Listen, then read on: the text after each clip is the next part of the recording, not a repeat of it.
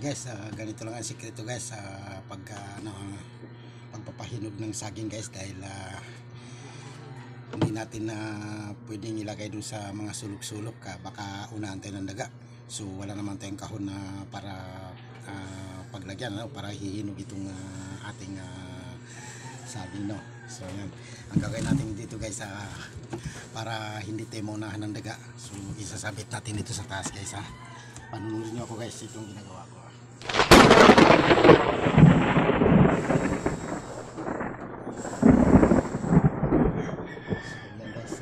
Malayo sa daga yan guys, kumbaga hindi tayo maunahan ng daga, kasi pag ilalagay ko doon baka hindi pa hihinog, yari natin ng daga. So ngayon nalagay natin yan guys, babalutin natin yan guys ng babalutin natin yan ng guys, ng plastic.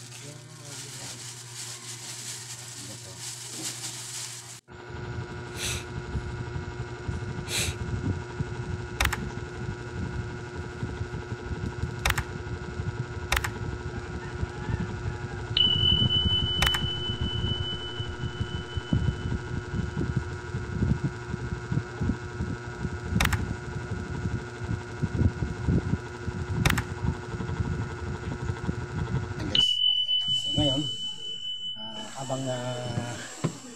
habang wala pa yan, habang hilaw pa yan, so dito muna tayo, kakain muna tayo ng langka. Yan guys, yan.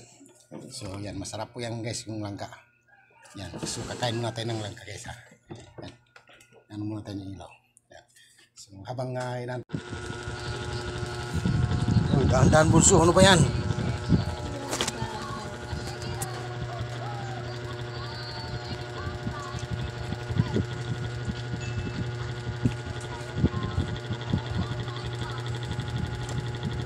Buti binigay sa'yo yan. Mahal yan.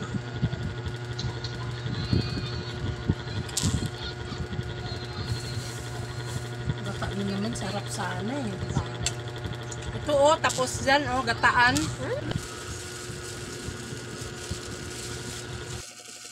Wow.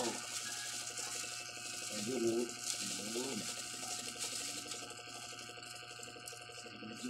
hindi pa gano'ng hinog guys, medyo green pa ang konti, pero at least hindi siya nagagawin ng daga.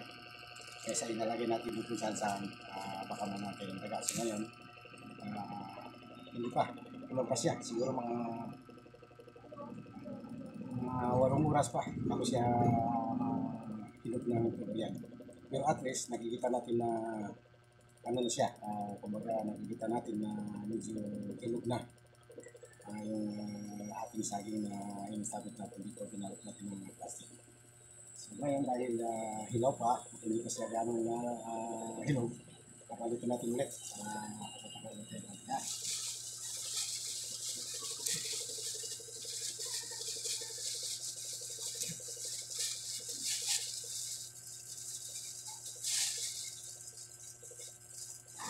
So, bibigyan pa natin ng mga 8 oras, mamayang gabi, saka natin kakainin. Pero at least nakikita natin na hinog na siya. Hindi na siya green na green. Hindi katulad nung isang araw, sinabit natin na green na green. So ngayon, medyo hinog na. So ganun lang kasimple guys.